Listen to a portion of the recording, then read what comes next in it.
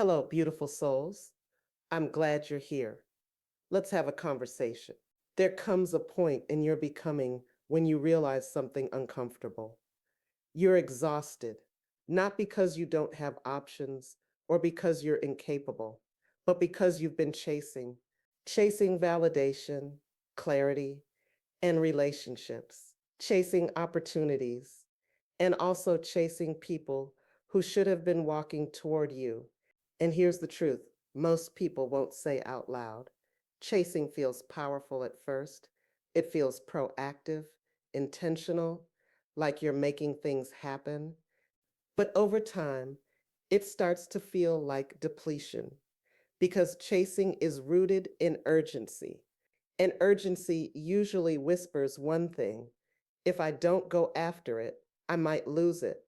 Becoming the woman who attracts doesn't mean you sit back and do nothing. It means you no longer move from scarcity, you move from stability. There's a difference. When you're chasing, you're scanning to see who's texting back, who's pulling away, who's noticing, oh, and who's approving, or what door can I knock on next. When you're attracting, you're anchored. You know who you are, you know what you offer and what aligns, and you allow reciprocity to reveal itself. That shift is identity work because chasing is usually tied to an old narrative that says, I have to earn my place, I have to prove my value, I have to stay ahead so I'm not forgotten. Attraction, on the other hand, comes from embodiment.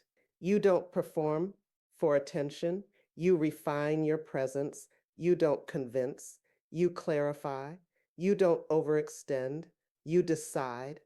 For many capable, high functioning women, we were rewarded for chasing excellence, chasing achievement, chasing being the strong one, and chasing being chosen. So slowing down can feel dangerous.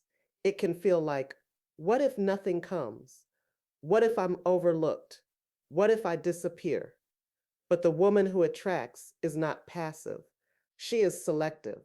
She doesn't shrink her standards to secure attention. She doesn't overcommunicate to soothe insecurity.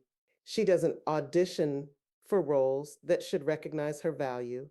She understands that what is aligned will move toward her when she is aligned within herself, and that alignment starts internally. It starts with asking, where am I chasing because I'm afraid? Where am I overgiving because I want reassurance? Where am I initiating from anxiety instead of clarity? When you chase from anxiety, you attract chaos. When you move from self trust, you attract resonance. When you stop chasing, your nervous system changes. You stop scanning for signs. You stop spiraling over delays. You stop interpreting silence as rejection. You become steady, and steadiness changes how you show up. You're not grasping or over explaining. You're not pushing for reassurance.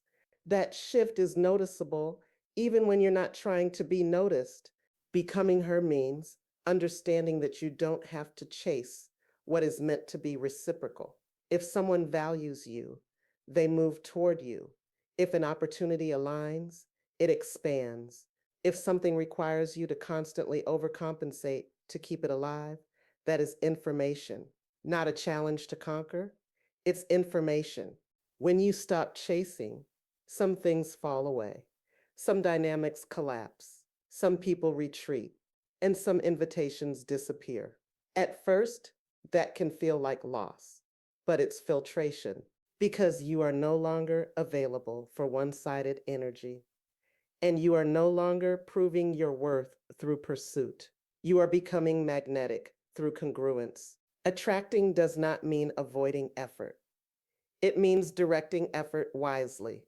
You still take initiative, you still build and create, you still communicate, but you don't chase people who consistently step back. You don't chase validation that never satisfies. You build where you are valued.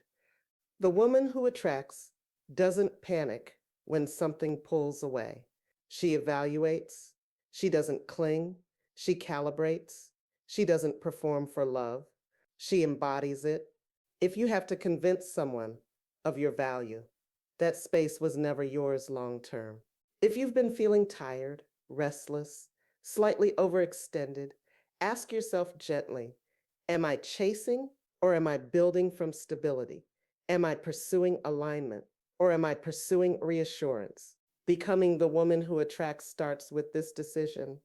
I will no longer abandon myself to be chosen. That's not arrogance, that's alignment. If this resonated, this is becoming her work.